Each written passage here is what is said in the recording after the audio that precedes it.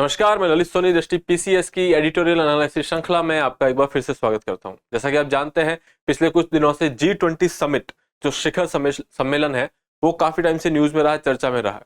आज हम लोग उसी के आउटकम्स के बारे में बात करेंगे कि वो समिट सक्सेसफुली जो है कंडक्ट करवाया गया इंडिया में, भारत ने उसको होस्ट किया, तो उसके जो की आउटकम्स क्या है उसके बारे में बात करेंगे।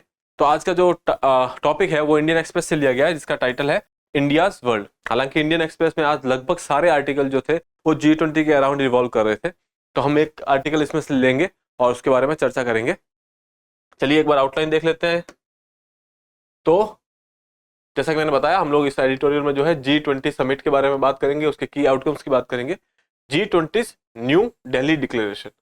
हर समिट के एंड में एक डिक्लेरेशन होती है या फिर एक जॉइंट कम्युनिक जो है बताया जाता है आपके लीडर्स के द्वारा। तो इसमें जो है न्यू दिल्ली डिक्लेरेशन इसमें आपके सामने रखा गया है। इसके हम लोग की आउटकम्स के बारे में बात करेंगे। फिर मेकिंग अ कॉन्सेंसस।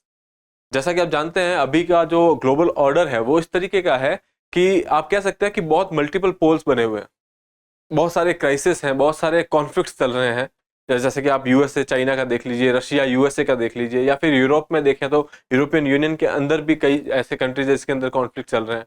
ठीक है, इंडिया चाइना को देख लीजिए। तो ऐसे में ऐसी समिट में कॉन्सेंसस बनाना अपने आप में जो है एक बड़ी बात है, और भारत की प्रेसिडेंसी में ये सक्सेसफुली भारत करने में सक्षम रहा है। आप देखेंगे ये जो न्यू दिल्ली डिक्लेरेशन है ये कॉन्सेंसस पे बेस्ड डॉक्यूमेंट है। ठीक है, तो हम देखेंगे कि वो कैसे किया गया। फिर उसके बाद और यूक्रेन नैरेटिव। जब लास्ट टाइम बाली में समिट हुई थी तो यूक्रेन नैरेटिव पे आप जानते हैं कि रशिया ने जो यूक्रेन पे हमला किया था, तो उसके रिगार्डिंग जो है वेस्ट ने इसको कंडेम किया था। ठीक है, उसकी वजह से जो है चाइना और रशिया जो है उन्होंने बोला कि हम ऐसे किसी भी कंडेमेशन में पार्ट नहीं लेंगे। ठीक है, तो लेकिन जब हम बात कर रहे हैं दिल्ली डिक्लेरेशन की, जब इंडिया की प्रेसिडेंसी की बात कर रहे हैं, तो इस समिट में इंडिया ने क्या नया नैरेटिव पेश किया है, क्या चीजें बोली है, उसके बारे में बात करेंगे। फिर इंडिया स्ट्रेटेजिक गेन्स। इस समिट से इंडिया को क्या फायदे हुए हैं, या फिर इंडिया ने ऐसा अपना कौन सा पक्ष जो है दुनिया के सामने रखा है। ठीक है, रीशेपिंग द ऑर्डर। जब हम रीशेपिंग की बात करते हैं तो 1983 में भारत में दिल्ली में नैम समिट हुई थी। नॉन अलाइन मूवमेंट का हिस्सा थे हम लोग, और वो नैम समिट 1983 में दिल्ली में हुई थी। तो लेकिन उस वक्त भारत के पास ऑफर करने के लिए कुछ नहीं था। इकोनॉमिकली बोल दिया जाए या फिर स्ट्रेटेजिकली बोल लें, हम लोग के पास ऑफर करने के लिए कुछ नहीं था। नो डाउट नैम में जो कंट्रीज थी उसमें से वेस्ट का कोई नहीं था। अगर हम बात कर रहे हैं तो यहाँ पे देख सकते हैं कि जिसे हम फर्स्ट वर्ल्ड बोलते हैं, जो कैपिटलिस्ट वर्ल्ड है आपका, या फिर हम लोग सेकंड वर्ल्ड की बात कर लेते हैं, जो उस टाइम पे जो आपका सोशलिस्ट वर्ल्ड था, जो यूएसएसआर से लेड था। ठीक है, यूएसएसआर जिसको लेड कर रहा था, इन दोनों में से कोई नहीं था उस वक्त। जो है नेम जो है एक संस्था थी जो थर्ड वर्ल्ड को रिप्रेजेंट कर रही थी। तो उस वक्त भारत के पास कुछ ऑफर करने के लिए नहीं था। लेकिन आज 40 साल के बाद हमारी कंडीशन इस तरीके की है, हमने अपने आप को इतना सक्षम बना लिया है कि हम इस ऑर्डर को रीशेप करने में जो है अहम भूमिका निभा रहे हैं। ठीक है, उसके बाद देखेंगे चेंजिंग डिप्लोमेसी। हम G20 में देखेंगे कि भारत की फॉरेन पॉलिसी या डिप्लोमेसी को लेकर के एक थोड़ा सा चेंज यहाँ पे दिखाई देता है, हम उसके बारे में चर्चा करेंगे। ठीक है, चलिए स्टार्ट करते हैं फिर। तो G20 न्यू दिल्ली डिक्लेरेशन, ये आपको याद रखना है न्यू दिल्ली डिक्लेरेशन किस चीज से रिलेटेड है। उसके बाद यहाँ पे जो है ये कुछ मुख्य बातों के बारे में बात की गई है। हम लोग ज्यादा डिटेल में नहीं जाएंगे, लेकिन आपको पता होना चाहिए कि इस G20 में बात किस किस चीजों पे की गई है। Ukraine and geopolitical tensions. जब आप बात कर रहे हैं यहाँ पे यूक्रेन और जियोपॉलिटिकल टेंशंस, यूक्रेन वॉर की वजह से कुछ इश्यूज हुए। उस इशू की वजह से आप जानते हैं कि चाइना और रशिया जो है अभी काफी क्लोज है। रशिया को हम लोग कंडेम करें तो चाइना बोल रहा है कि नहीं, हम उसका हिस्सा नहीं बनेंगे। ऑब्वियसली रशिया नहीं चाहेगा कि कोई उसको इंटरनेशनल ऑर्डर पे जो है कंडेम किया जाए। इसके अलावा वेस्ट ने जो है यूएसए लेड जो वेस्ट है उन्होंने जो है इन पे इकोनॉमिक सैंक्शंस लगा रखे हैं, तो उसको लेकर के भी काफी टेंशंस जियोपॉलिटिकल लेवल पे बढ़ी है, तो उसके बारे में भी इसमें बात की गई है। ठीक है, फिर सस्टेनेबल ग्रोथ। सस्टेनेबल ग्रोथ आप जानते हैं इन्वायरमेंट से रिलेटेड इशू है, क्लाइमेट चेंज को ध्यान में रखते हुए इस पे भी बातचीत की गई है। Creating more inclusive world. आपको जैसे पता होगा कि इसमें इस समिट के अंदर जो है आपकी अफ्रीकन यूनियन, उसको इसका हिस्सा बनाया गया। अभी तक जो है G20 20 मेंबर्स थे इसमें, आप या फिर यूं कह सकते हैं कि ईयू के अलावा बाकी 19 कंट्रीज थी। अब इसके अंदर जो है G21 21 मेंबर हो चुके हैं और इसके अंदर अफ्रीकन यूनियन भी शामिल कर दी गई है। ठीक है, उसके अलावा जेंडर इक्वलिटी पे भी इन्होंने बात की है। चलिए थोड़ा डिटेल में देख लेते हैं। Making a consensus, Bali summit जब हुई थी पिछले साल, तो समिट के अंदर बेसिकली क्या हुआ था कि यूक्रेन इशू को लेकर के काफी फॉल्ट लाइन क्रिएट हो गई थी। जो ग्रेट पावर्स है उनके बीच में एक इशू हो गया था। तो इस समिट में आप देखेंगे कि यूक्रेन को लेकर के काफी मतलब कॉन्सेंसस नहीं बिल्ड कर पाए थे। रशिया और चाइना ने बोला हम इसमें पार्ट नहीं लेंगे इसको कंडेम करने में। ठीक है, लेकिन जब हम भारत की बात करते हैं तो भारत ने बहुत ही डिप्लोमेटिकली साउंड होकर के जो यूक्रेन पे स्टेटमेंट दिया या यूक्रेन पे बारे में जो चर्चा की वो इस तरीके की थी कि मतलब ऐसा कोई फॉल्ट लाइन नहीं क्रिएट की गई। जैसे अगर इंडिया का अगर हम पर्टिकुलर स्टैंड देखें तो आपको पता होगा कि रशिया से हमारी पहले से काफी पुरानी दोस्ती रही है। ठीक है, हालांकि रशिया अब डिक्लाइन कर रहा है लेकिन अभी भी हमारे डिफेंस के लिए डिफेंस टाइज काफी स्ट्रांग है। हम डिफेंस इंपोर्ट करते हैं रशिया से काफी ज्यादा, इसलिए रशिया की भारत के लिए एक इंपॉर्टेंस है। तो आप देखेंगे कि यूएन में जब यूक्रेन वॉर को लेकर के रशिया के अगेंस्ट रिजोल्यूशन लाया गया तो भारत एब्सटेन फ्रॉम वोटिंग, मतलब भारत ने उसमें वोट नहीं किया।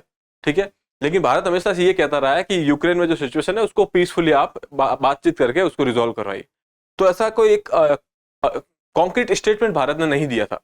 लेकिन इस समिट में भारत ने जो है डिप्लोमेटिकली कुछ वर्ड्स यूज करते जो कि हम देखेंगे इस पे बातचीत की है और उसकी वजह से जो है वेस्ट को भी ज्यादा तकलीफ नहीं हुई इस चीज को लेकर के।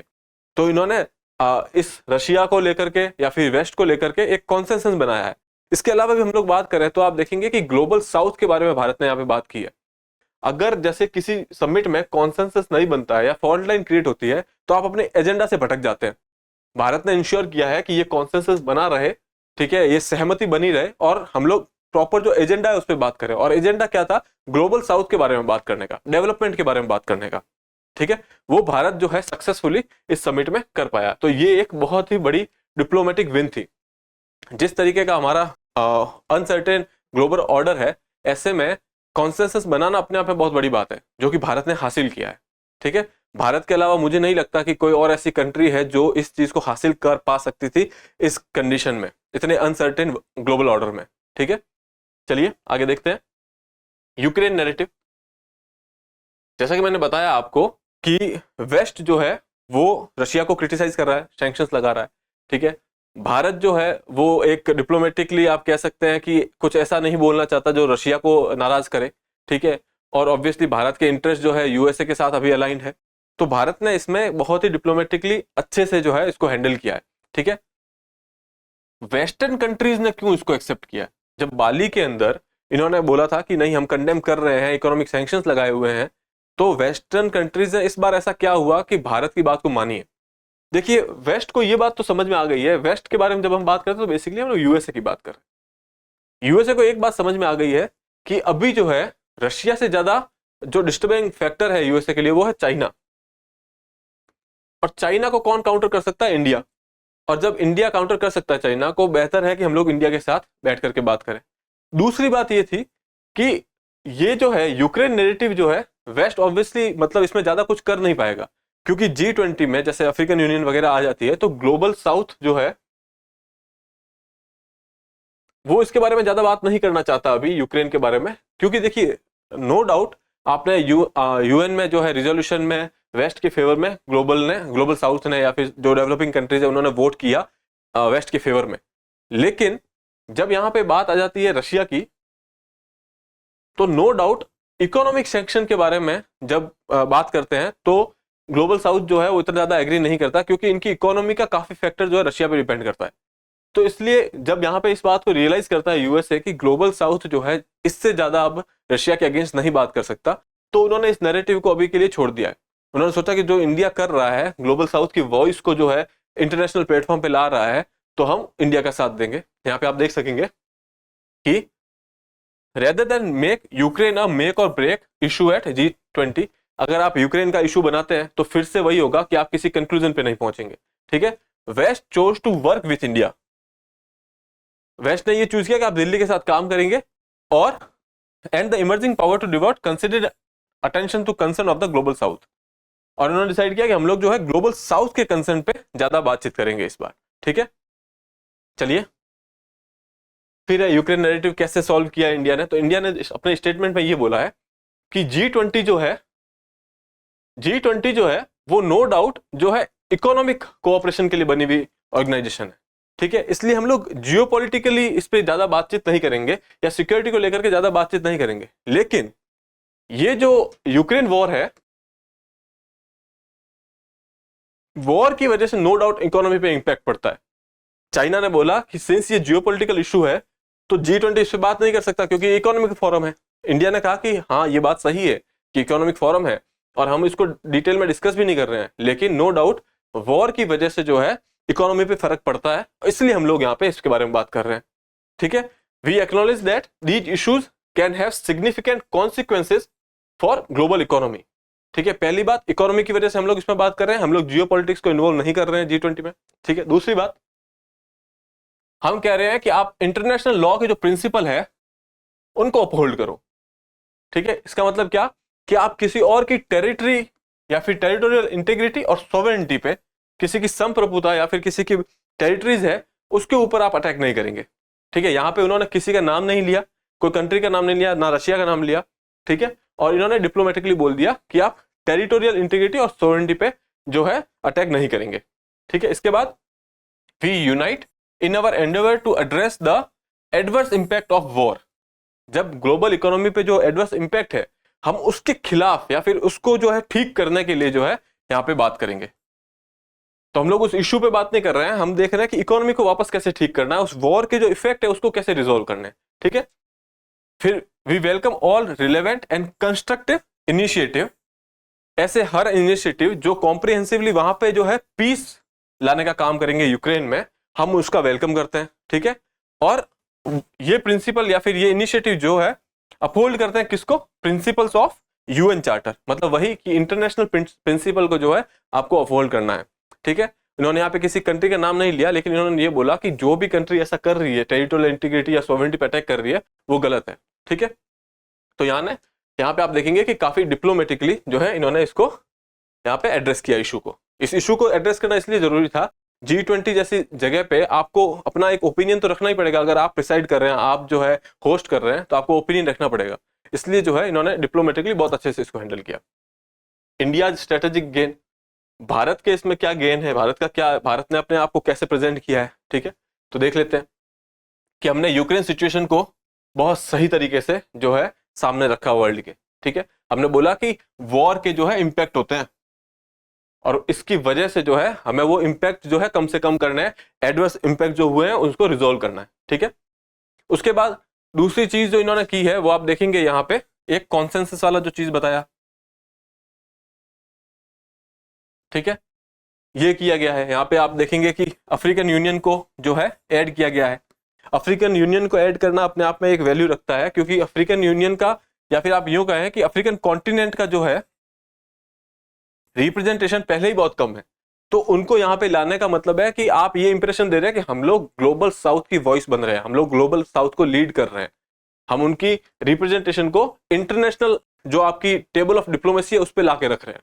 ठीक है, तो ये भी अपने आप में एक स्ट्रेटेजिक गेन है। इससे क्या होगा कि आपकी एक इमेज क्रिएट होगी। ठीक है, इसके अलावा हमने यहाँ पे जो डिस्कोर्स है, जो बातचीत कर जो वहां पे होगी G20 पे, हमने उसको वाइड किया है, मतलब उसको और ज्यादा स्पेक्ट्रम में फैलाया है, बिना एसेंशियल क्वेश्चन को इग्नोर करें। यूक्रेन का जो क्वेश्चन है उसको इग्नोर किए बिना हमने जो है यहाँ पे बातचीत की है। ठीक है, serving the Nations territorial sovereignty from Russian aggression.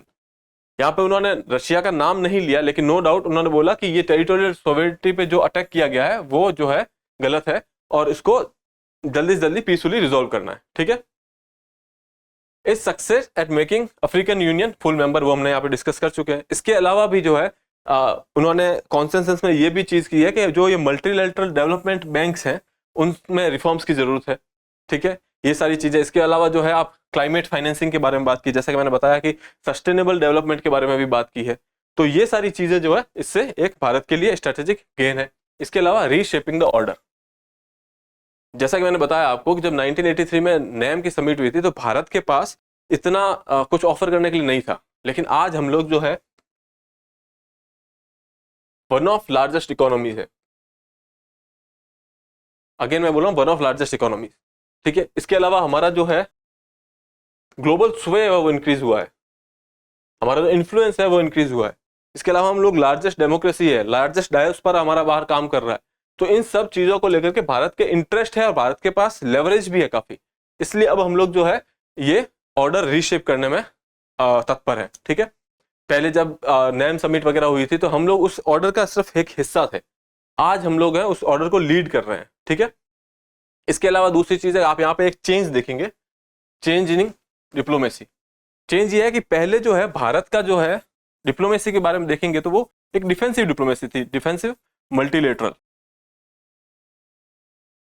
मतलब हम किसी को ऑफेंड नहीं करना चाहते। जब बात चाहे चाइना की हो, रशिया की हो, हमने किसी को ऑफेंड नहीं किया, हमने एक डिफेंसिव प्ले किया, ठीक है। यहाँ पे आप चेंज देखेंगे कि G20 समिट में हमने देखा है कि हमारा डायरेक्टली आप देखेंगे कि एक क्लोजनेस है वेस्ट को लेकर के, ठीक है। यहाँ पे देखिए emerging cooperation between India and the West. आप देखेंगे कि चाइना नहीं आया, इवन पुतिन यहाँ पे नहीं आए। दोनों केसेस में आप देखेंगे कि यहाँ पे उनकी एब्सेंस से भी ज्यादा फर्क नहीं पड़ा। चाइना सोच रहा था कि हम लोग नहीं आकर के एब्सेंस की जो बात रखेंगे तो एक लेवरेज क्रिएट हो सकता है, जो कि भारत ने नहीं होने दिया, ठीक है। हिस्टोरिकली अगर आप देखेंगे तो India stood at a global stage as an opponent of the waste.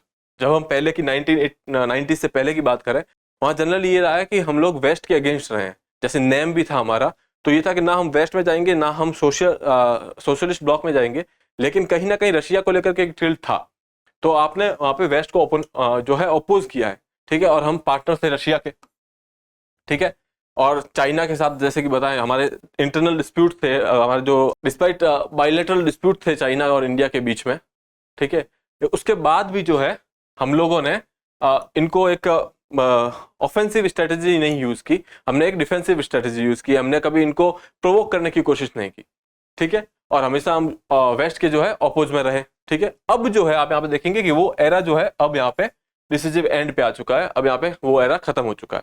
यहाँ पे आप देखेंगे कि भारत की और वेस्ट के बीच में जो है पार्टनरशिप वो इंक्रीज होते जा रही है, ठीक है। वो आपको कैसे देखने को मिलता है, वो यहाँ पे है कि आज तक भारत ने यूक्रेन को लेकर के ज्यादा ऐसा कोई स्टेटमेंट नहीं दिया था, लेकिन यहाँ पे आप देखेंगे कि हमने एक कॉम्प्रोमाइज्ड लैंग्वेज में यूक्रेन पे एक स्टेटमेंट दिया है, ठीक है। Addressing the concern of the global south, offering alternative to China's predatory economic policies. China ने जो है BRI के तहत काफी लोन्स वगैरह दिए और उसके बाद काफी कंट्रीज जो है एक डेट ट्रैप में चले गए, कर्जा इतना ज्यादा बढ़ गया कि उनको अपने एसेट्स जो है चाइनीज गवर्नमेंट को देने पड़े। तो उसके अगेंस्ट एक ना अल्टरनेटिव हम लोग ऑफर कर रहे हैं अब, ठीक है। जैसा कि अभी एक इकोनॉमिक कॉरिडोर बनाने की बात हुई है, new economic corridor between India, Arabia और यूरोप के बीच में। तो आप यहाँ पे एक थोड़ा सा देख सकते हैं, कहीं ना कहीं ये BRI का एक अल्टरनेटिव देने की बात कर रहे हैं, ठीक है। तो आप यहाँ पे एक चेंजिंग टिल्ट देख सकते हैं कि पहले भारत की पॉलिसी में और अब भारत की पॉलिसी में कुछ ना कुछ चेंज तो है, ठीक है। तो चलिए आज के एडिटोरियल में इतना ही, फिर मिलेंगे आपसे अगले एपिसोड में। तब तक के लिए have a good day, thank you.